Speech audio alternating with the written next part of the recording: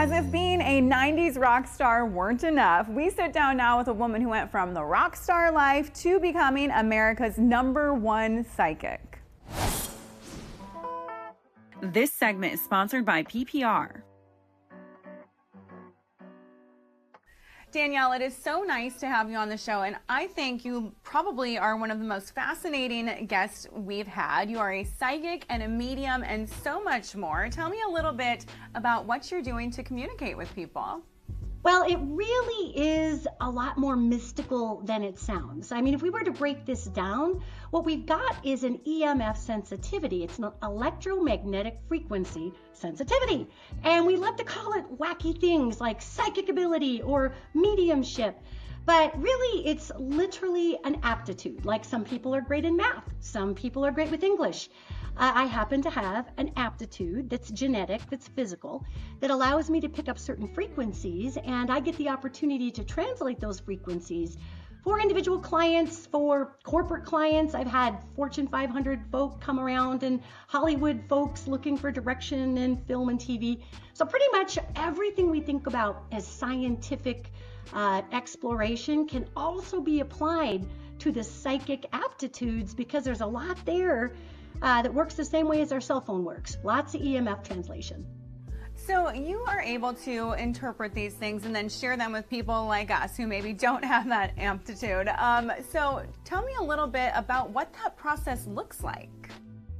I get to hear or pick up, like a radio antenna, different information coming from angels, coming from human beings that have passed on and gone to the other side. Important to differentiate, angels are not people.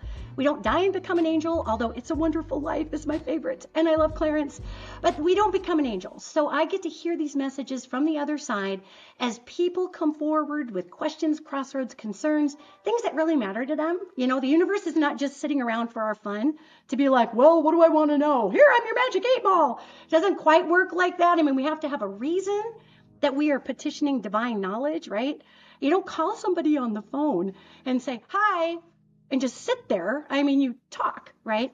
So I get to translate information for people who are seeking all kinds of answers, directional issues, curiosities, anything. I imagine that you talk with people when they're in a very vulnerable state, probably pretty often. So this is a heavy responsibility for you. What are you keeping in mind when people are coming to you with these concerns and questions about their own future, wanting to communicate with a loved one they may have lost? That is such an excellent question, and thank you for asking that. There are specific ethics, in my opinion, that are necessary for this job. You know, my take on anything does not matter. My personal view does not matter. I am literally a translator. For instance, if you've ever seen somebody at the UN with an earpiece in and they're just translating information, that is my job. So my job is, no matter what kind of day I'm having, no matter what kind of life I'm having, none of that matters in that moment. The only thing that matters in that moment is translating as purely as I can the information for the folks who need it. That's what matters. I don't matter in that job. The people I read for matter.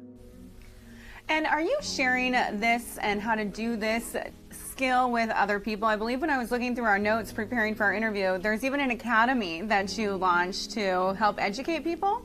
Yes, I'm really proud of this.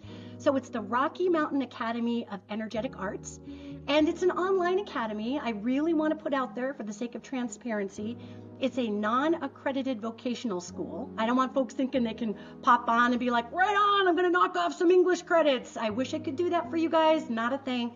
However, what we do is we teach folks how to utilize all of these spiritual gifts and abilities to go out there and, again, ethically apply them so that folks can use their own gifts and abilities and use them to heal and use them to help other people.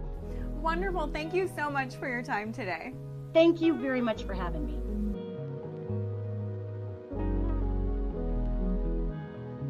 This segment is sponsored by PPR.